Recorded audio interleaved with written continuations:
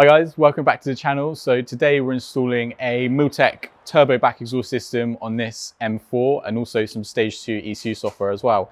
So this M4 is brand new 2019-2020 model, so comes equipped with the GPF. And GPF basically just really restricts the exhaust system, mutes the tone, mutes the volume, and also restricts the power. Which obviously is really important when you tune the cars. You want to remove all the restriction. So yeah, we've got the exhaust system in front of us here. We're just gonna walk you through the GPF delete section and then the GPF back section. So starting off with the downpipes. So the turbos will just be here, and then this pair of high flow downpipes will replace the standard catted downpipes. Then moving on to the GPF delete section, this pipe here, a straight through pipe, so replaces the GPF.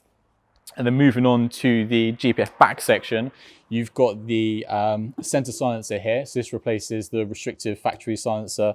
Then you've got the Milltek back box, which has the factory valve control as well. So you basically take the factory electronic valves off, put them on here, and then you get all the standard control that you'd expect.